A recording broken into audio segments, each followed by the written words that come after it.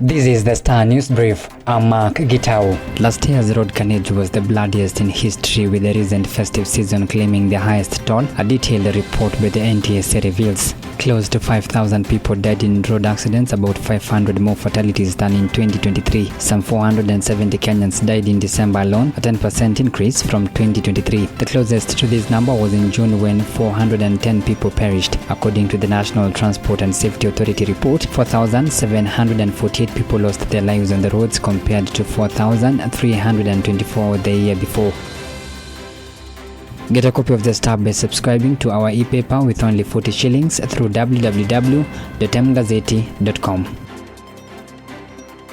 The government will be saving up to 60 billion Kenyan shillings from the state corporations reforms after announced on Tuesday, the Treasury said. The savings will largely be operational cost and cutting back on the government subsidies occasionally injected to prop up the unprofitable entities. National Treasury Cabinet Secretary John Badi told the Star the streamlining of the state entities will save taxpayers billions currently pumped into the institution, majority with minimal returns.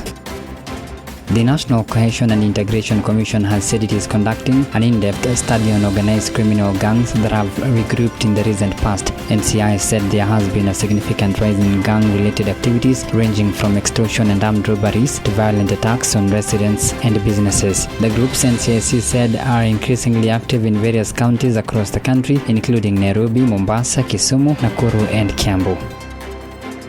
Controller of Budget Margaret Nyakango now says the governors misunderstood her circular on the issuance of bursaries and scholarships by the governments. In an interview with the Star, Nyakango said she advised the county bosses on the procedure and requirements for supporting the needy cases in society. According to Nyakango, she did not bar the governors from providing social economic support to needy students. The governors have been up in arms over the circular dated January 14th and scathingly attacked the COB for threatening to scuttle the education of thousands of poor students currently supported by the county bursaries.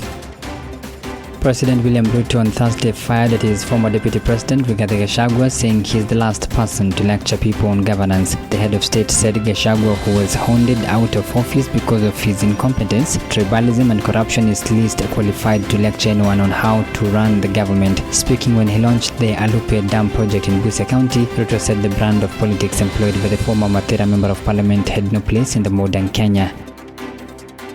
Get a copy of the Star by subscribing to our e-paper with only 40 shillings through www.mgazeti.com.